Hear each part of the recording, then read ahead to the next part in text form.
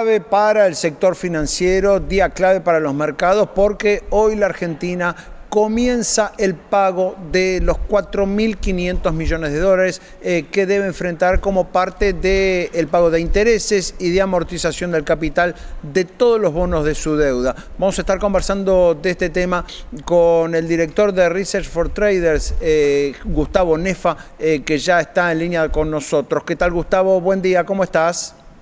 Muy buenos días, ¿cómo estás, Fernando? Muy bien, por suerte, gracias. Bueno, en primer lugar, la pregunta del millón. Hoy salen a la cancha, no sé, vos tendrás los números mucho más finos que yo, por supuesto, algo así como 2.000 millones de dólares para inversores locales, más o menos, un poco más, un poco menos.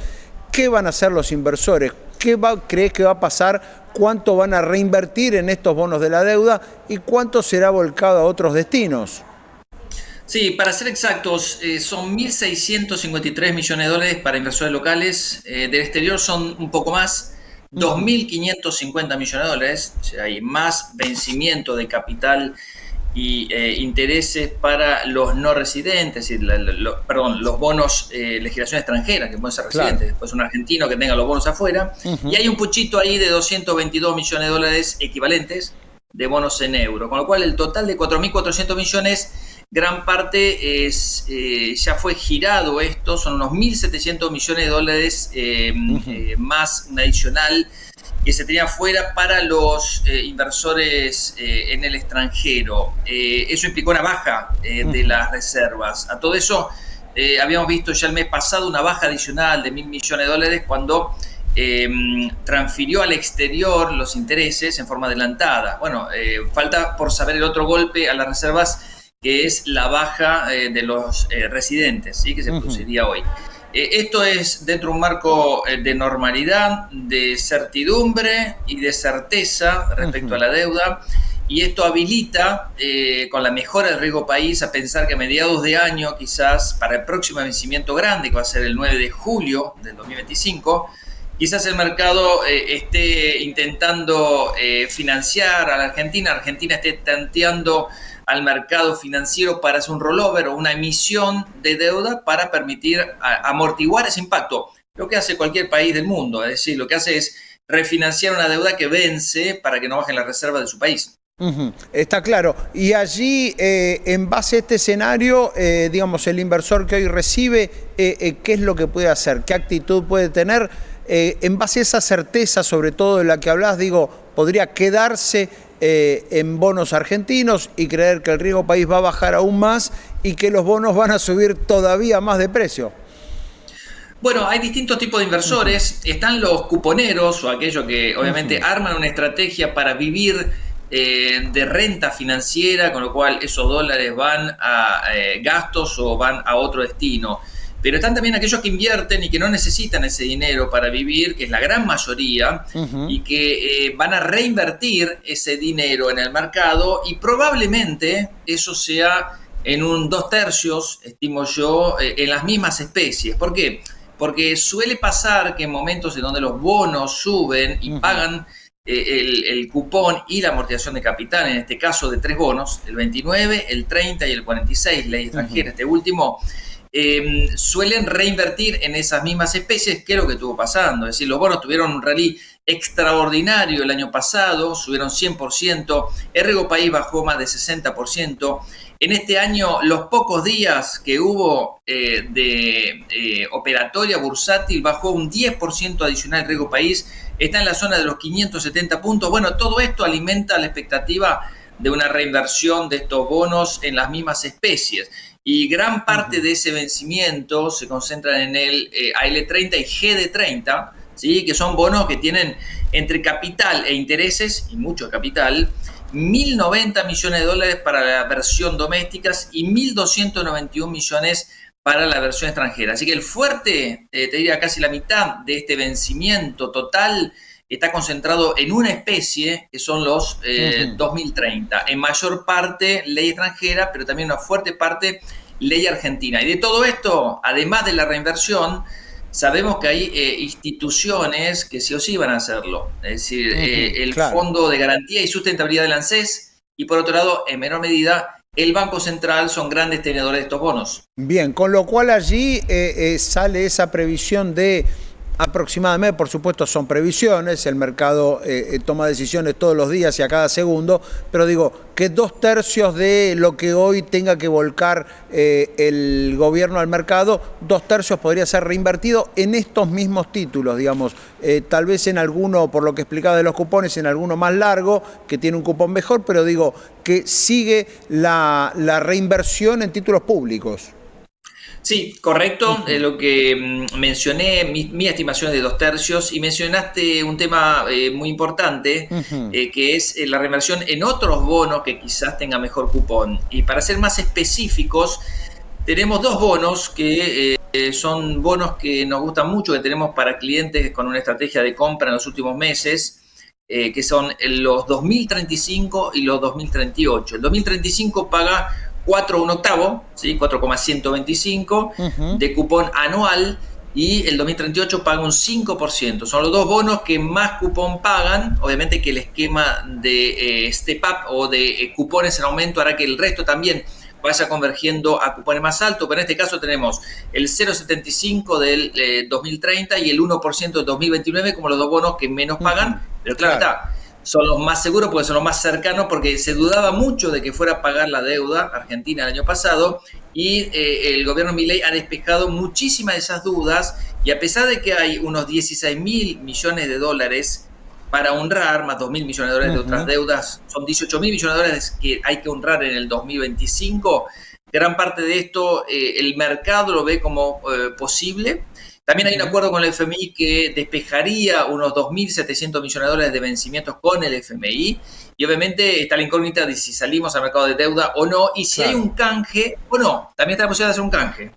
O sea, también digo, si siguiera la cosa como está y llegamos al pago de julio, donde hay un pago exactamente igual al de hoy, allí, acercándonos a ese momento, el gobierno podría empezar a promover alguna suerte de canje para achicar un poco ese vencimiento y canjear, digamos, deuda más cara por deuda más barata.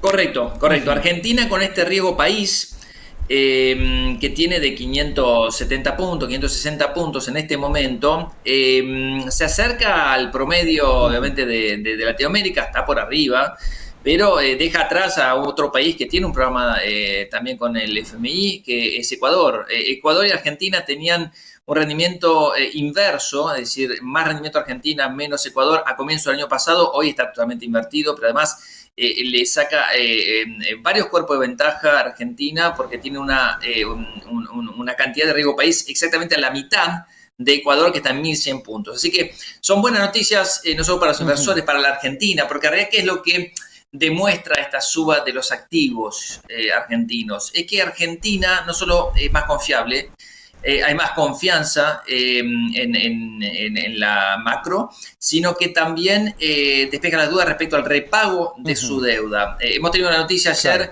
de una recalificación, una suba, por lo menos por parte de Moody's, del techo de la calificación a la cual puede aspirar Argentina. No es una recalificación en términos estrictos, pero ya estamos empezando a ver las calificadoras moverse en torno a todo esto. Obviamente llegan después de que la suba de los precios se termina dando, pero son buenas noticias para los inversores al comienzo de este año, y obviamente se suma todo lo bueno del año pasado. Sí, siempre desde todos los gobiernos no hay una crítica hacia las calificadoras que en líneas generales te anuncian la tormenta cuando ya tenés el agua a la cintura. Eso suele pasar, ya sabemos que es así, pero digo, más allá de lo de las calificadoras, que no deja de ser una buena noticia, ¿qué crees que va a pasar con el valor de estos bonos y sobre todo con la chance de que el gobierno pueda volver a emitir? ¿Crees que ese es un plan para 2025? ¿El gobierno lo puede dejar para el año que viene? ¿Hay un número mágico? Digo, hay un número que, por ejemplo, si el riesgo país llega a, estoy arriesgando, 400 puntos, ¿recién ahí el gobierno puede tomar esa decisión? No, ya estamos habilitados, creo, en la zona de los 500 puntos, que no dudo que podríamos llegar a tener a mediados de año, porque tengo una expectativa de que puedan ganar un poco más de paridad en los próximos 6 meses.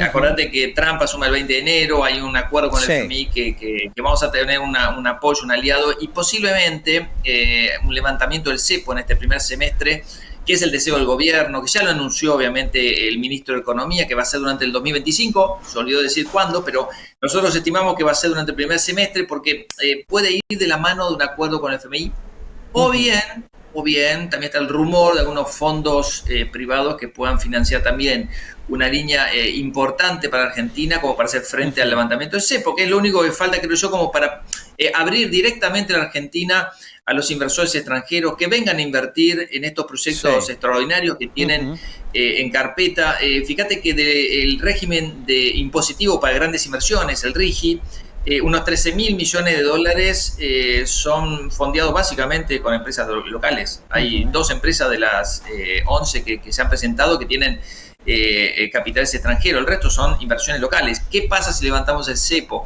Imagínate el dinero que puede llegar a venir también a las empresas para refinanciar sus deudas a tasa mucho más baja, que hagan proyectos de inversión más concretos, con la baja en el país, pero también con el costo de financiamiento, con tasas aún más a la baja. Cuando esto se dé, obviamente puede llegar a abrir la puerta para inversiones extranjeras directas en proyectos productivos. Esto se concentra en petróleo y gas, minería y algunos proyectos siderúrgicos. El resto de las actividades económicas obviamente requieren de menos inversiones porque no son procesos continuos o commodities, pero obviamente que Argentina está abierta también para lo que es la industria del conocimiento, biotecnología, exportación de servicios. Se abre un panorama nuevo para Argentina, creo yo. Bien, está claro que todos esos sectores también pueden ser receptores de todo, receptores de inversiones, receptores de préstamos, tanto a nivel local como a nivel internacional. Digamos, ahí se abre todo un abanico de posibilidades.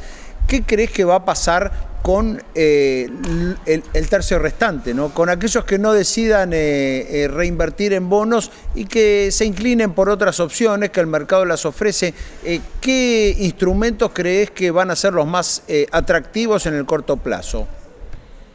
Para los inversores extranjeros tiene un abanico casi infinito. Para los inversores residentes con cuentas acá en Argentina, existen letras en pesos, que obviamente es otra moneda, pero que siguen siendo atractivas en el marco de un tipo de cambio estable. Fíjense el REM que se publicó hace 2 días del Banco Central, que marca una baja incluso adicional del tipo de cambio mayorista a la zona de 1200, cuando estaba en 1279 aproximadamente. Con lo cual sigue estando, digamos, de moda la inversión en pesos, con lo cual le aconsejo también una parte de esos dólares, si es que está muy dolarizado, porque el año pasado todo el mundo se dolarizó a ultranza, en el 2023, y en el 2024 se acordaron de que el peso podía llegar a revivir. Bueno, este año, por lo menos hasta las elecciones, el escenario no va a cambiar mucho. De hecho, estimo que la tasa de devaluación del dólar oficial, ese famoso crawling peg, podría bajar del 2 al 1% y revitalizar aún más las inversiones en pesos. A tasa fija parten del 39% y convergen a la zona del 31% para los plazos más largos, que es a fin de año, que son las bond caps. Así que estimo que ese va a ser uno de los destinos. Hay otros destinos, obviamente, si se quieren mantener en dólares y no quieren invertir en esos bonos soberanos, son los bonos corporativos. Los bonos corporativos han bajado mucho su rendimiento porque han subido los precios, pero obviamente gozan de cierta credibilidad adicional por ser empresas privadas, obviamente con otro acceso a los dólares, sobre todo para las empresas exportadoras. Estamos hablando de rendimientos que parten del 5%, que llegan al 9% para algunas empresas ya con mucho más riesgo, pero todavía con capacidad de repago. Bien, sobre todo allí en el sector de energía, me imagino, ¿no? Obligaciones negociables de las petroleras. Energía y petróleo, mucho. Han salido empresas al mercado de capitales más pequeñas. CGC ya tenía algunos bonos emitidos, pero salió a fondearse. Petrolera Aconcagua es otra nueva llegada. Recién sacaron al aire, Fernando, también un empresario que tiene una empresa de servicios financieros que emite una ON. Todo esto es generación de valor. Claro. Porque la disminución del costo de fondeo de todas estas compañías hace que sean proyectos de inversión rentables ahora, ¿sí? Proyectos de inversión que tengan que encararse cuando antes no lo eran. Cuando tu costo de capital es muy alto y tu tasa de retorno es muy baja, no se produce eso. Pero cuando se invierte la carga, tu proyecto queda obviamente con una capacidad de ser concretado mucho mayor y esto genera valor a la economía como un todo. La economía, dicho sea de paso, volvió el mercado a consensuar de que la tasa de inflación tiene que seguir bajando aún más a la zona del 25% para este año, del 15% para el año que viene, y la tasa de crecimiento volvió a subir la expectativa a la zona de 4,2% para este año, 3,5% para el año que viene y 3% para el 2027. Así que esta es una senda de convergencia macroeconómica interesante y queda obviamente en el debe la recomposición de la micro. Claro. El poder adquisitivo del salario, obviamente, en los últimos meses y muchas paritarias han estado por encima de la inflación, se ha vuelto a recomponer saludablemente. ¿Cuál es el enemigo número uno de la pobreza? La inflación. Y el gobierno de Milei lo entendió muy bien desde el minuto cero. Siendo un fiscalista, ordenando el Banco Central, aplicando políticas monetarias austeras y razonables, como lo hace cualquier Banco Central de cualquier país del mundo que quiere ser serio, se ha logrado una reducción en la inflación y en la expectativa de inflación, que es lo más importante, lo que moviliza a los agentes económicos. Bien, por último, Gustavo, hoy hubo una noticia política de relevancia, el apoyo de Mauricio Macri a sellar un acuerdo político, tal vez una alianza con La Libertad Avanza en vistas a las elecciones de este año. ¿Crees que eso pueda tener impacto en los mercados? ¿Eso puede ser bien recibido como una señal de fortaleza para el plan de Milei? Bueno, no soy un analista político, pero déjame decirte que el discurso de Macri giró bastante hacia el gobierno, a favor del gobierno, porque recuerdo hace unos meses atrás cuando decía que vamos todos juntos en todo o no, porque si no sería defraudar al electorado. Yo creo que lo más importante de todo esto para el gobierno no es reforzar en octubre su caudal político a nivel nacional, donde podría obtener 12 senadores y más de 50 diputados, sino sobre todo tratar de hacer una alianza en provincia de Buenos Aires para terminar de desterrar al kirchnerismo, donde Kicillof obviamente hoy, si se votara